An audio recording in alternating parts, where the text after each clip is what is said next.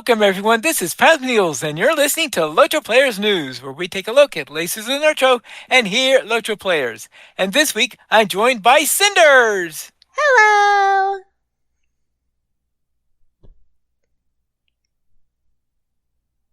Hello? And Sanswinda. Hello, everybody. This week, we have quite a bit of game news. First off, we have some new release notes from Update 49.1, which means, of course, the update where they fix what they found wrong in Update 49. In good company, Update 49. Here are the release notes for Update 49.1. In good company, Patch 1, released on Wednesday, July 29, 2026.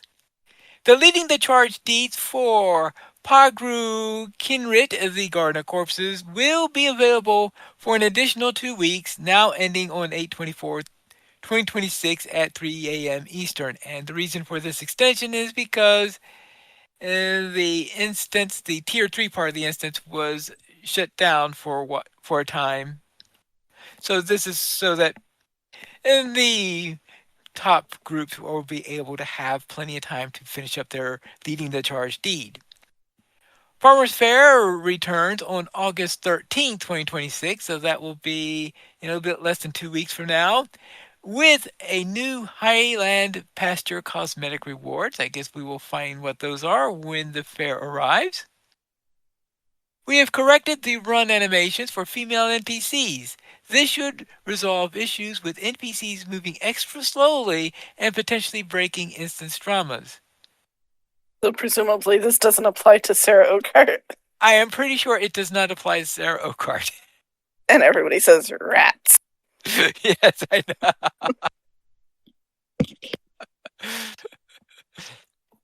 But yay for not having a bunch of other female NPCs cloning her style of running. Yes. Delving monsters in Cardaland and Swanfleet once again utilize delving skills appropriately. The mesh stretching and clipping issues of Nern Paresh sorceress appearance has been fixed. As for the Angram sorceress, we have adjusted the description of the sorceress trait Dread Summons to accurately describe the behavior of Umbral Spout. We have normalized the range and targets of the fumerals and ice pillars. The range is now 8 meters and up to 5 targets can be affected. We have reduced the distance magnitude of the Umbral Sprouts pool effect from 8 meters to 5 meters. Umbral Sprout aura effects no longer stack with multiple spouts. Acid Spout effect no longer attacks with multiple fumerals.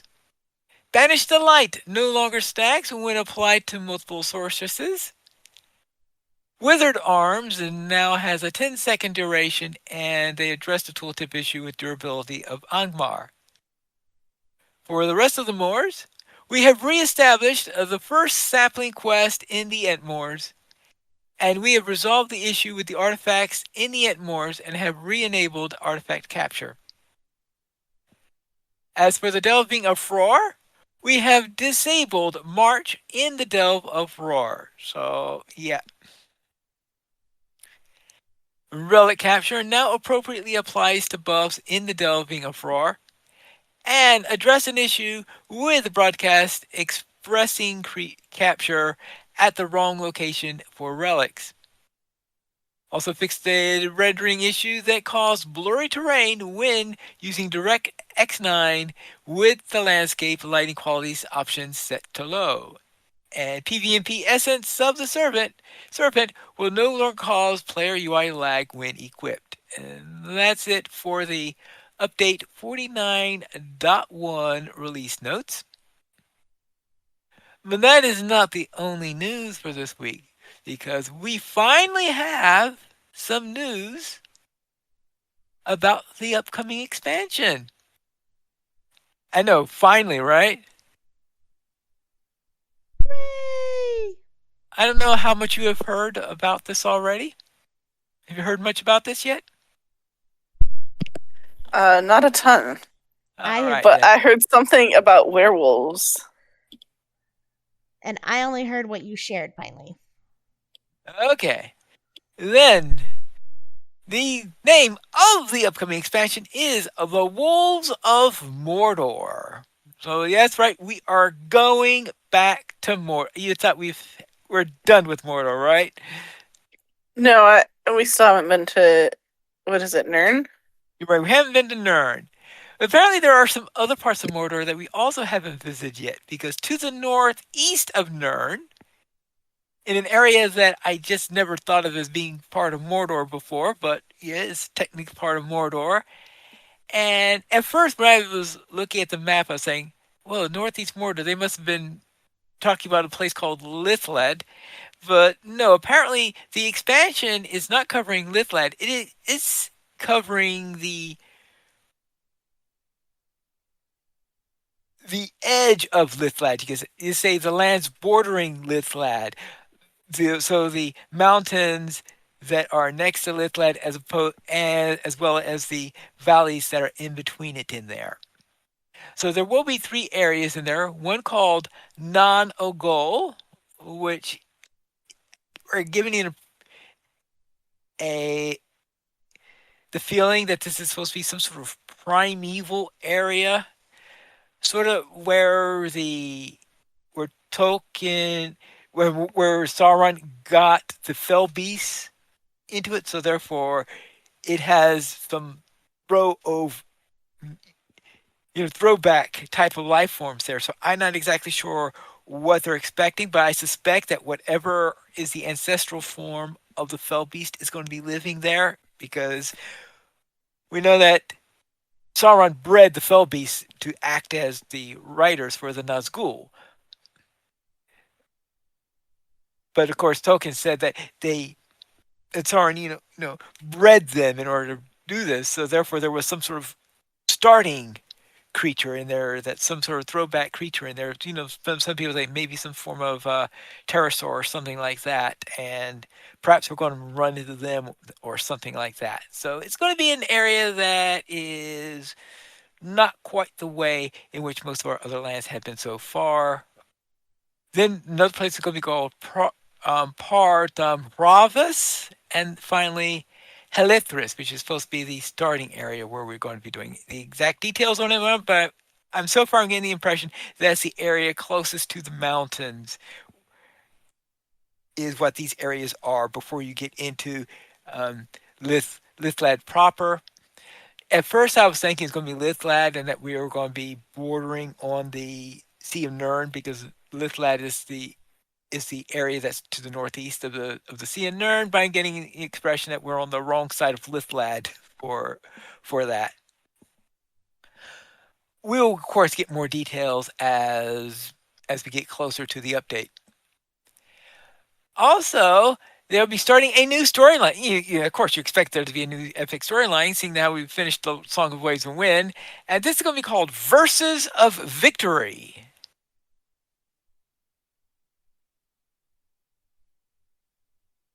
Interesting. Yeah, I'm trying.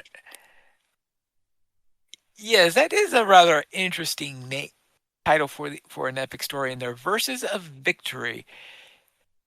Does Whose victory? Our victory or some sort of victory by some enemy forces? I do not know. But I guess we're going to find out. Now, I don't know when the pre-orders are going to become. Actually, we should be. There's a timeline that was put out a while back. I'm trying to see if I can find the. Yeah, here it is. The timeline on when we're expecting this expansion to come out. This expansion is expected to be part of Update 50, which is going to be probably, I'd say, in the latter parts of Update 50, because they did say, of course, it will be before the end of the year. My guess is going to be late November or early December. Of course, they're going to have to dance on holidays and stuff like that onto it. You're not going to do anything like this in late December simply because you don't want to put out an expansion just before everybody goes out on holiday. Yeah, that would make troubleshooting really hard. That make troubleshooting really, really, really, really hard. So they want. So I'm pretty sure they're going to try to put it out early enough so that the expansion will be reasonably stable by the time the holidays roll in. But anyway, so what they talk about for fourth quarter is July 31st expansion name setting and more reveal. So they update there or when they came out with that's right, they came out with the July 2026. That's right, that was updated for the July 2026 newsletter. So therefore, when they came out with the letter on there, they were talking about the July 31st being the name of it. Legendary items and PvP reward tracks. Okay, that's festivals, harvest bats, and Yuletide, and of course the expansion release. That's all they say in there. So not much mentioned in there, probably because they were not yet ready to tell us what the expansion was about. But one thing we're going to have, of course, is the usual pre-order period. And the pre-order period, one of the things that they're including in the pre-order package is, of course, usually some small bit of the expansion will come out with the pre-order, and sometimes it has been a new race, such as the river. Sometimes a new race or class or something like that comes out at that time. In this case, it looks like a new system is coming out during the pre-order period, and that's something called Neighbors. And it's interesting. It's tied to the housing system. So it looks like yes, when you live in your neighborhood in there, it looks like you can have a neighbor who could visit your house on occasion. And each of these neighbors are going to have their own personalities. And getting the impression from it, I guess we'll find out more about this, of course, when we get closer to the release of Neighbors, that they're going to have this large number of personality traits, and that the neighbor you get is going to have a random sampling of these personality traits that you're going to be working with. So each of the neighbors that you have are going to be different. That they're supposed to be a little bit different and quirky on stuff like this. I have no idea on it or anything like this, but that's the impression I got from reading the article.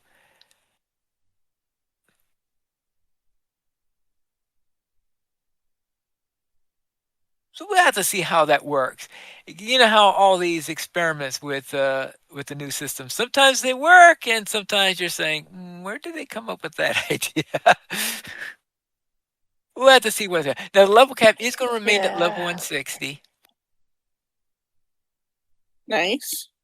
So we won't have to worry about leveling up our new characters or anything like that, or we have an opportunity to catch up on leveling on some of the characters that haven't quite leveled up all the way yet. You know the problem with that, Pine Leaf? What? You need a lot of gold if you want to do that. Well, yeah. I have to keep reforging my allies.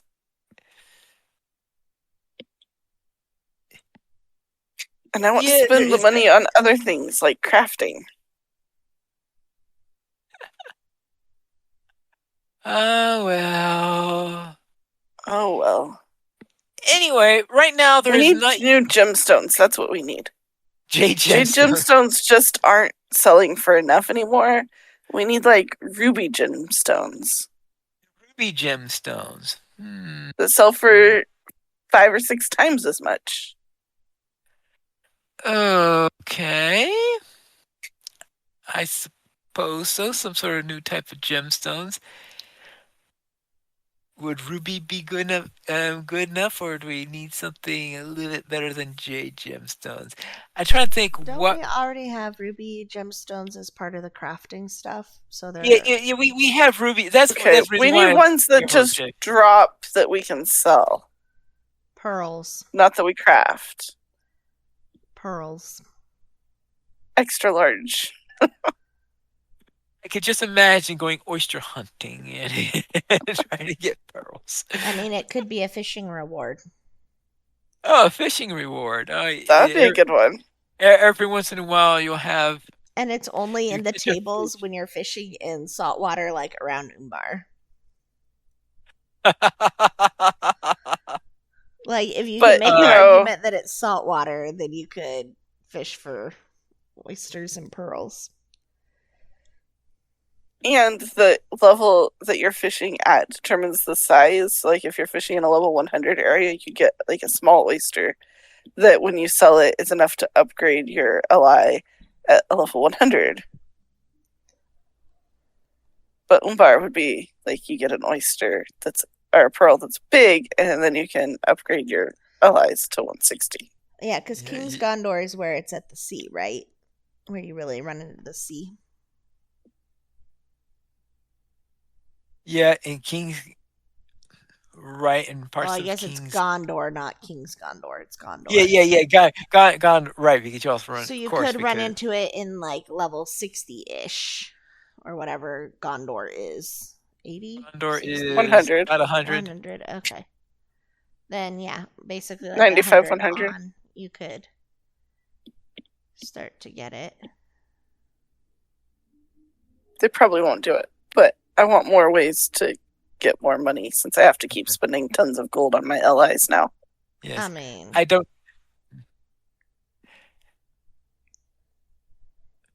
Yeah, I don't know if oysters can live in cold water, but even if they could, I suspect that the that in Forgel there will not be too many pearl divers there. Probably not. I would be okay if orcs dropped it occasionally too. from their adventures under the water.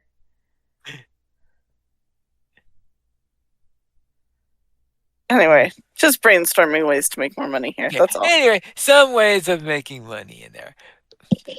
But anyway, Sandstone Games has not yet put out a comprehensive article on all that's in there, but they did have an article put out by MMORPG. There is a link to the forum post that links to the MMORPG article in there where they talk about the various systems and items that are coming up into the next expansion. So they are talking, of course, about the new area in there. And they're also talking about what we're going to be encountering there. The new expansion is going to be called The Wolves of Mordor. And apparently, the Wolves of Mordor were one of those secret weapons Sauron was working on that never got deployed. You know, we keep on running into these secret weapons of Sauron's that never got deployed.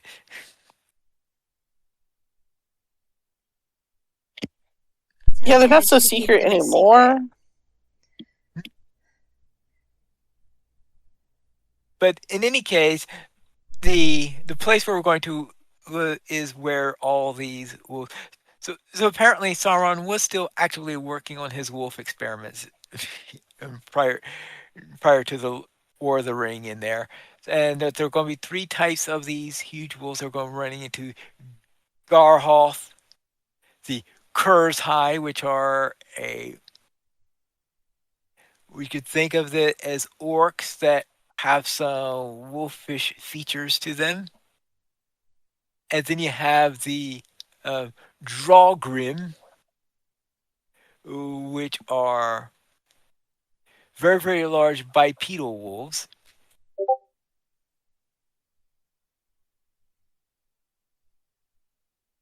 And it looks like those are the three types that we're going to be running into in there. I'm sure there'll also be a sprinkling of regular wargs and regular wolves or something like that in there or not. But in any case, those are the things that we're most likely going to be running into in the new zone. So get ready for werewolves. And we will be exploring this whole new area. There are some screenshots of the new area, but not much yet. Now, there is going to be a casual stroll next week, but that's going to be going through the last of the rivers of Rovanian. I suspect that in September, they're going to start doing the traveling through the new zones because scenario usually goes through the new areas somewhere around think it usually starts around either September or October.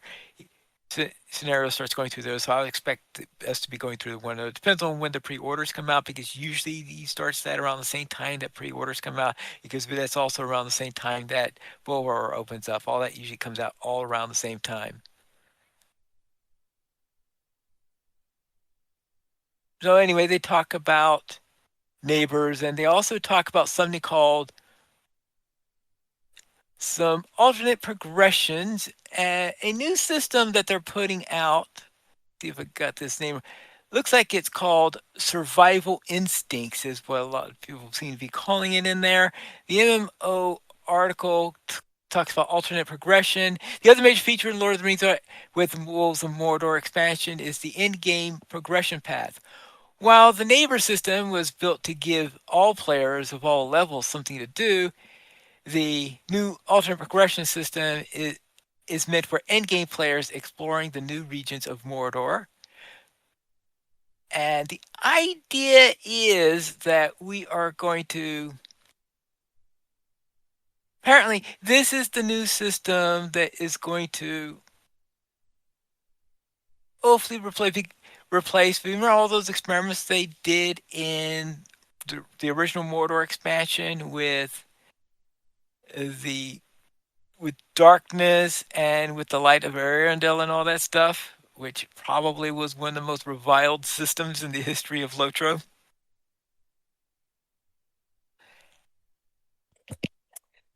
Um, You don't remember I that? remember hearing about it. Oh, okay. Yeah. Anyway, they're trying to do something different this time around because they want to be able to give. I don't completely understand what they're trying to say in here, but I guess we go through what the says. Let's see what it says in the article. Now, this is a quote from Maki, it looks like. And when we originally went into Mordor, mistakes were made. Let's just put it that way. When we originally went to Mordor, there was an effort to make the overwhelming presence of dread and evil that was in the space incredibly pronounced, and the way we did it was, of course, through the shadow of Mordor and the light of Arendelle. Right, which was more well received than apparently the Radiant system was that I didn't experience.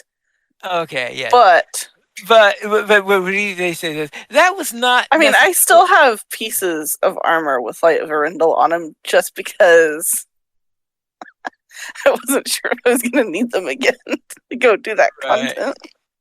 Anyway, it looks like you're not going to be needing them for the new expansion.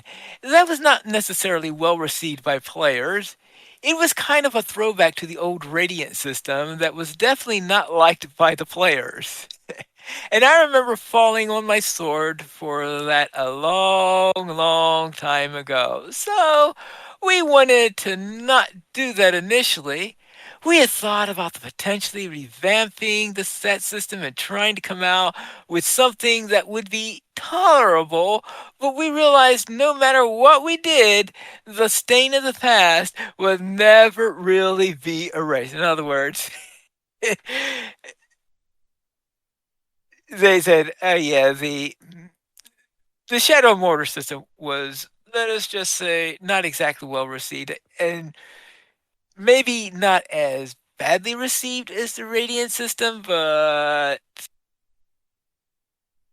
it definitely caused some poor reception. I know I did not like it at all.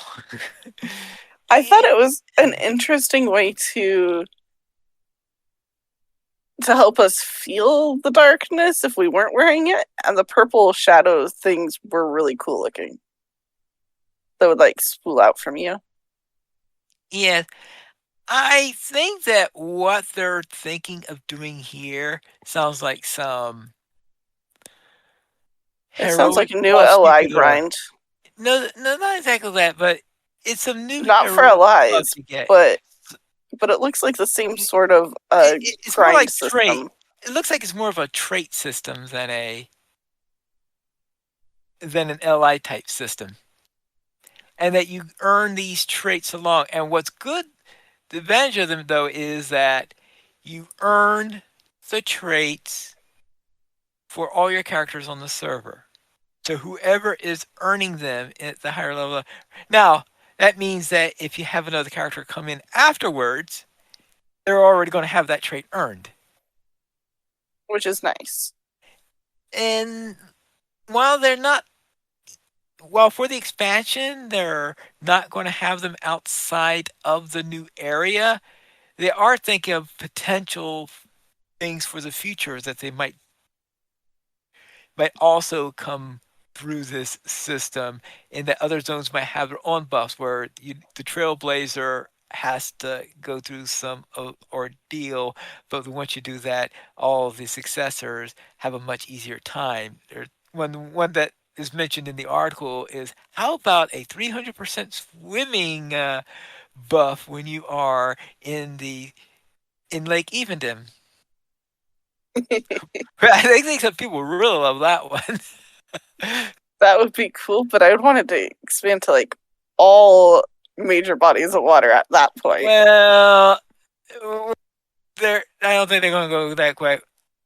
I mean, if my character learned to swim at 300% speed, I want to keep that.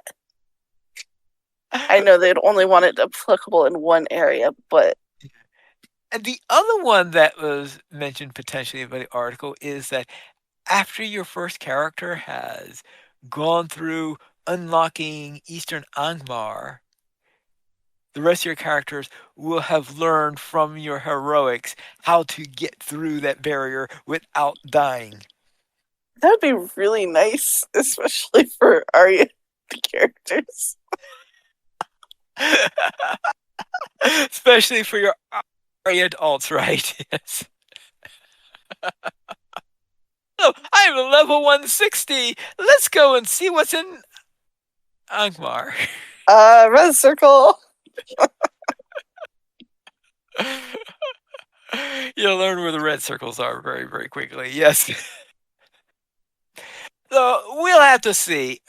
These give players access to special skills, new traits called lessons, new traits called enhancements, which are basically enhancements on lessons, and new traits called tactics. And these tactics, lessons, and skills can be enhanced by the enhancements traits, or the enhancements traits may just do something to enhance the overall combat prowess, healing prowess, as part of what's in there. And as I said, We'll have to see how they actually implement this. Yeah, because I don't know how well this is of course translated. One problem about something third hand is that, well, there is their interpretation of what they thought the devs said, or okay, the devs are saying what they think, what their plans are at this point. Right, but we don't know how it's actually gonna. Right. Then the article has, of course, what they think the dev said, and then I'm saying what I think the article says. And of course, trying to go through a second read while in the middle of recording a podcast, which is never going to give the best on exactly what they're saying in there.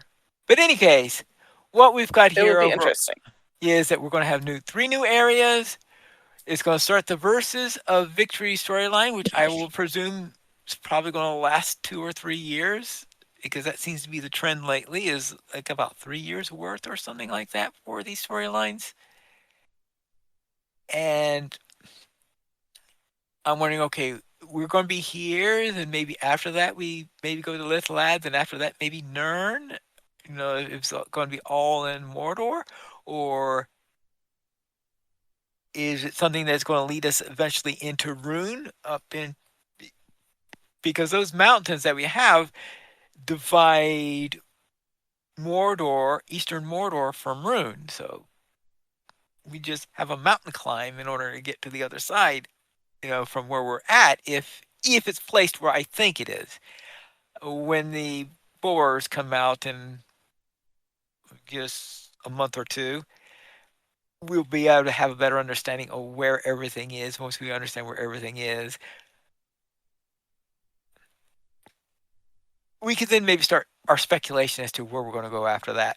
Because, there's nothing that LOTRO players like to do more than speculate on what's going to come after the thing that just got released or hasn't been quite released yet. I mean, it is always fun, and I still want to ride an Oliphaunt. You still want to ride an Oliphaunt. Well, unfortunately, we're going away from Oliphaunt territory now. Or so they think. So they think. Who knows? Maybe there is a. It was a secret weapon that now we can ride. Hold on.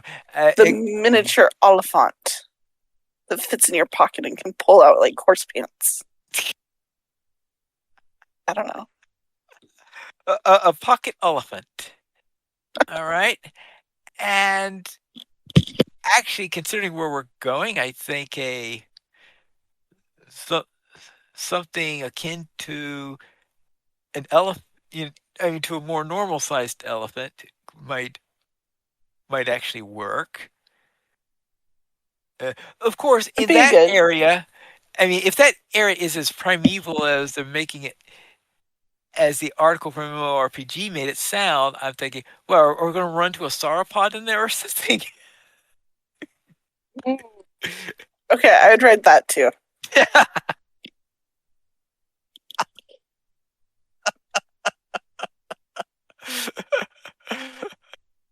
Yes. But anyways, that's the new expansion, The Wolves of Mordor. And I'm sure we'll have more details of that when they make the announcements on it. And we could have a better idea of exactly what is going on. Now, next week, there is going to be a casual stroll, as I mentioned earlier, the casual stroll through the last rivers of Rovanian. Join Senior World Designer Scenario on Wednesday, August 5th, 2026, 2 p.m. server time at Twitch TV/LoTroStream for a brand new casual stroll. I know. People are hyped to learn more about Redacted of Redacted, meaning the Wolves of Mordor. But you'll have to bear one more run through some rivers before that. That implies that September is when they're going to start running through the areas for the new zone. This stream will ford the currents of the Entwash toward the ruddy rivulets of the River Carmen and wade through the other remaining rivers of Rovanian. And there's a link to join the Discord event if you wish to go to there. And people very, very quickly picked up on, wait a minute, what does Redacted of Redacted mean? And some people were thinking, oh, could it be something in the Bay of Belfalis? No, we just did the Bay of Belfalis, so obviously it wasn't that. Could it be the Sea of Nurnen? Could it be the Sea of Rune? Well, it turns out to be the Wolves of Mordor is what they were, of course, meaning in there. Speaking Of course. But that redacted, anything redacted always makes me think Estaldine. The towers of Estaldine, the secrets of Estaldine, the ruins of Estaldine, the walls of Estaldine. The secret of Estaldine. Yes. Which we've clearly prevented from getting out. Yeah, that's right. Not a single goblin that survived knows where Estaldine is located. Thanks to our good work. Yes. So I would think though that the number of enemy armies in the North Downs is probably decreasing along our current timeline. Obviously, if you started a character and go through there, I'm sure it's still a little bit crowded with enemies in there, but between Saruman being gone, Angmar disrupted, and of course Mordor fallen and all that stuff, I'm hoping things are getting better there, but of course, probably things won't be completely cleaned up in that area until King Alessar comes to claim the Arnorian throne. Fair.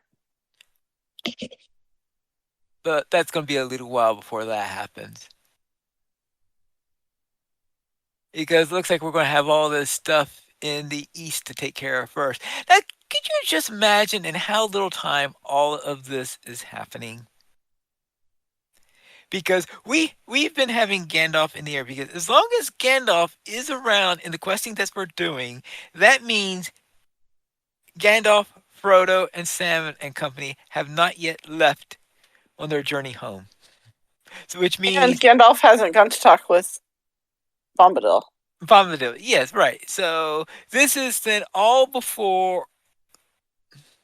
So it's all before that. So we're still in the summertime on this. Look at all the stuff that we've done in Been a busy Umbar summer. and Haran. Yeah, this is a very busy summer. And of course, this is after the wedding and all this stuff. And then we had all this happening. And now we're going into Mordor for the. And I'm trying to think if. It's hard for me to remember exactly when the Minas the Minas Morgul part of the storyline is, whether that was before or after the wedding. So there's always that little bit also.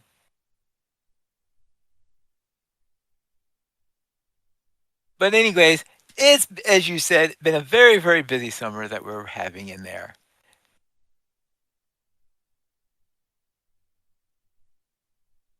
So that's it. So August 5th, we'll have the Last Rivers of Ravanian. Now, usually the week after we have a casual stroll, we have a cave troll.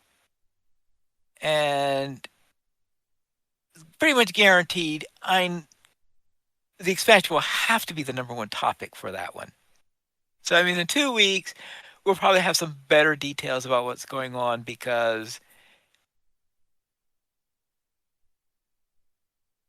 even if they don't plan to discuss the expansion, all the questions that are going to be coming in from the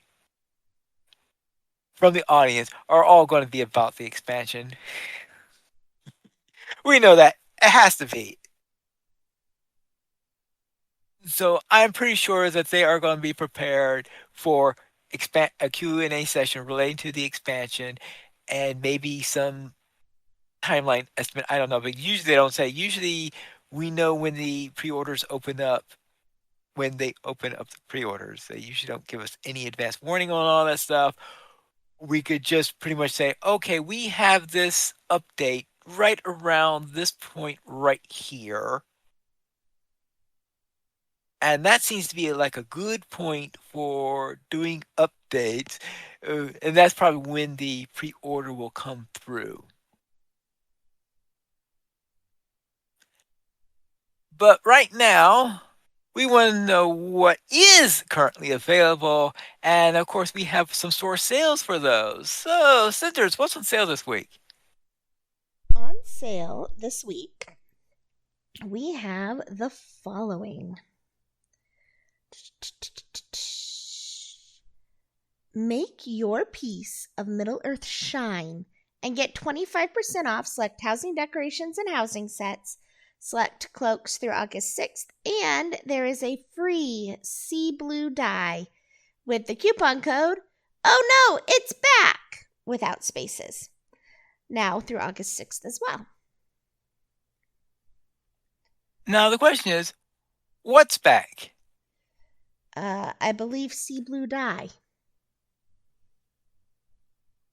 Yeah, but why is that an oh no? I guess I am missing I something have here. no idea what was in the creator of the thing's mind. I don't make the coupon codes because otherwise I would have been tempted to, instead of CEA or SEA blue, to do SEE blue, just to be silly. But This is why they don't put me in charge of those things. But they do put you in charge of your garden, right? Well, I put myself in charge of that, much to the dismay of the people who've had to help me with it. Yeah, I did. I finally got around to going outside and working in the garden. I've been very unmotivated because I don't like pulling weeds very much. And I was like, I just need to go do it. It'll be fine. So I went out to do it and had some surprises, including what I am presuming is a pepper plant. It could be something else, but I think I planted peppers there. And I saw that the chamomile has started to come up and the nasturtiums have blossoms, and that was very exciting. So I do need to go back out and pull more weeds, but I broke the handle on my hand trowel and ordered anyone to come, and it was supposed to come today, and it got delayed. So it should get here tomorrow, and I need to pull more weeds, of course, because it's like the never-ending weed pulling journey. But I am looking forward to having the ability to pressure can and preserve all of them for use in recipes throughout the fall and winter. So that is what I've been up to. All right. Then, concerning your photo of the scarlet runner beans, Yes. what is that bird-like thing that is next to it? Oh, so I like to go to the dollar store and occasionally they have these really fun like $1, well, $1.25, I guess. Little figurine things. I think the hummingbird one that I have back there that you're probably talking about was actually from Home Depot from a few years ago. But the little wings will flap in the wind because they're spring loaded. But I've got the hummingbird ones around. Sometimes you'll see the big pink ones that are made out of, they're supposed to look like butterflies, but they're made out of horseshoes and welded together, and they're painted pink that I picked up in Idaho at the farmer's market when I was there doing my PhD work in 2022. So like, yeah. I have a giant flower that I need to put back there too that's made out of rebar and horseshoes. It's really cool. It's a nice big bright pink flower with a yellow center that I took down when they were putting in sprinklers, and I haven't put it back up yet. But that is probably what you were seeing are my little random things. And it was actually put in to mark when they were rototilling, to mark where the sprinkler heads were so that they wouldn't accidentally pop the irrigation lines with the rototiller. Ah, okay. I guess that makes. I was for a moment there. I thought it was something that was designed to scare bugs away or something like that. No, I don't have anything like that. Just me being out there messing around. And then the random little trinkets that I find and decide to plant in there. And the bushy things behind it, those are not weeds, those are tomato plants. But I've never been shown how to like get them to grow straight up. So like I don't know when you're supposed to stake them. I don't know how you're supposed to stake them. I go out there and they've flopped over and become bushes. And I need to get them attached to something so they're kind of vertical so the tomatoes aren't directly on the ground. I'm a little worried I might break them off at the stem, but that is a problem for this next week. So there should be a solution in pictures. Okay. But there are lots of tomatoes on them. Lots of tomatoes. Yes. All right. Then let's then have a look at new players' questions for this week. And Sans, what's the question this time? The first question: how can you communicate in game? Lots of ways to do that, I think. There are a lot of ways to do that. You can do it with your voice. You can do it with your fingers by typing. And you can use emotes. Yes, yes, you can. Yes, and those are the three primary ways in which I could think of. Yep, and you can use different chat channels when typing if you want to.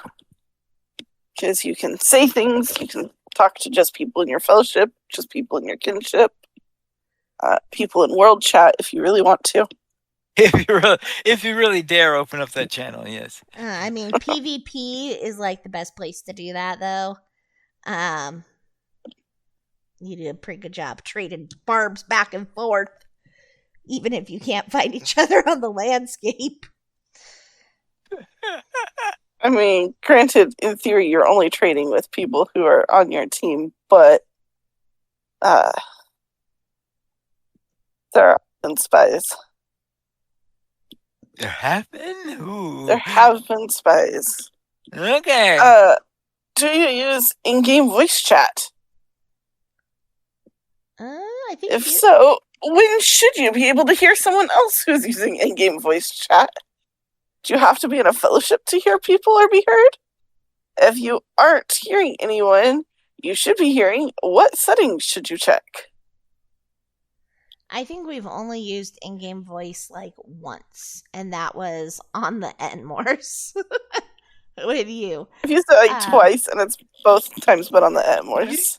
I would say you're most likely when you're going to be using the in-game voice chat, you're more likely to use it if you're in a pub than any other time. Yeah. For those of you listening who don't know, a pug is a pickup group of random people, so they might not have access to other ways to communicate with you. So, like, Sans and I are notorious for having phone calls with one another while we're in game instead of using our tech to do it. Regardless of the game that we're playing. But you might not like. Obviously, you shouldn't be giving your phone number to strangers, right? So, like, that's not an option. In-game voice chat gives some protections in that kind of a regard where you're not really giving out personal information to be able to communicate with people in game that you don't know in voice chat. And you do have to turn it on, so it's not just auto projecting your voice either. Yes, and it has a little icon to tell you when it's on, so it's not like, surprise, you're voice chatting with whomever. Yes. And I believe you can set a push to talk for it as well. But I'm not positive. I just know sometimes people will think they're talking and they won't be talking. And then all of a sudden their thing will light up and you're like, oh yeah, now you're talking. Oh, but they could just be muting their own microphone too. I don't know. There is muting the microphone, or I think there is a push to talk button that you haven't. What it is, I think the default might be X or something like that, but it's been years since I've used in-game chat. Yeah. So, it tends to not be the greatest or most reliable, and I believe you do have to be in a fellowship to use it. Or you have to be in the same. Yeah, you have to be in the same fellowship or raid in order to use it. Which, if you're in a situation where you want to talk to lots of people who are not in a fellowship or raid with you, then usually that's when you usually start to worry about other sources or something like that. But yes, so if you're in a situation where there are lots of other people around and you want to talk to them, like a kinship meeting, what are other ways of communicating with people in game? Okay, so.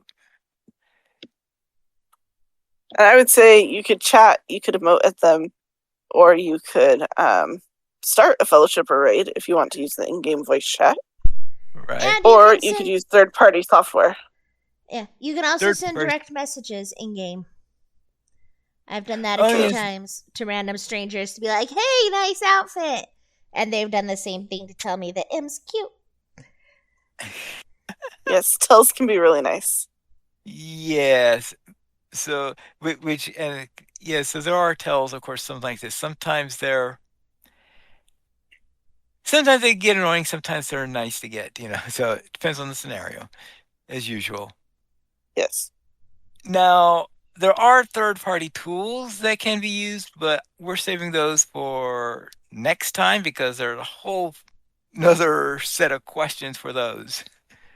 And if you urgently need to know, ask your kin what they're using, and they will be happy to help you usually. Yes. Most kinships have some sort of voice system that they use because that's the first thing that kins and I'm talking this goes way back. I mean, I even say it back was well before LOTRO existed. definitely So well established by the time I joined LOTRO, yeah, so I would say, well, obviously more than 20 years, probably even 25 years ago, people were using some sort of third-party chat software, especially considering that 25 years ago, most games didn't have in-game chat, so they had to go to other systems to do it.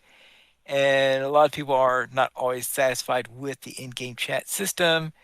I think it's gotten better over the years, but the limitation that it can only be used within your fellowship is a very, very hard line that some people like to meet up and start discussing things before they start forming the fellowships, and obviously you can't do that well, I mean, it's really if hard to decide which character to log in while followed up with somebody and unable to see your login screen. right. That's right. People like to start meet up and discuss this, especially if they don't have things to say. If you have an established raid group, established characters that you take through, or something like that, it's probably not a major problem. But something like Friday Night Fights, where we all get together, some people decide, oh, should I bring this character or this character or this character or this character? And by the way, I'm in the login screen and I'm trying to decide what character I want to play or something like that. Is there anything you need? In scenarios like that, in-game chat is not going to work at all. So the biggest limitation is that you have to be followed with them. And that's it for our question for this week. So let's head into our week in Lotro. Cinders, what have you been up to? I have not been up to very much variety. Wise, I have spent a lot of time playing Pal World to the point that it was disturbing my sleep. Which is why I spent the rest of my time doing real world stuff like, gardening, sleeping, things like that to try to calm myself down so that I could function. And I did get all of my games updated though. I updated Lotro, I updated ESO, I've updated Helldivers too, things like that, so that they're ready to play when I'm ready to play. But that's it. Sans, what have you been up to? Well, I chased Vigari the Wanderer further on the field trip and killed many orcs while carefully not uprooting special flowers. Um, and despite my fellowship's desire to make a bouquet. And we succeeded in gaining the trust of the Lady of the Waters and discovered more about Vigari and finished our interlude. So that was pretty fun. I played some ESO with Corindus. We killed some world bosses and participated in some dynamic encounter mayhem. And yeah, did a little bit more dinking around. It was fun. And then I fell into the time trap of reading in Pal World. I've discovered some more cool pals, but also it's taking lots of time. And that's been pretty much my week. How was your week, Pineleaf? We'll begin with my Mariner. My Mariner had been taking a vacation of several months back when I think it was when they released probably when they released the expansion or some continuation of the expansion where lost I didn't have time in which to play my Mariner, so I finally got onto that day and trying to remember where it was. First thing I did, of course, was to check at Hootfold and verified that, yes, indeed, there are finally Mariner quartermasters at Hootfold. So Mariners can rejoice that if they want to go through Hootfold, they can get their items in there. But right now, my character was, I think, 89, I think is the low. I think it's 89. You know, my Nice. character's 89. So since my character's 89, it's now like, okay, it's a bit late to be starting to pick up Hootfold armor, so you can't take advantage of it. But I do know now that, yes, we do have Mariner Hootfold quartermasters now.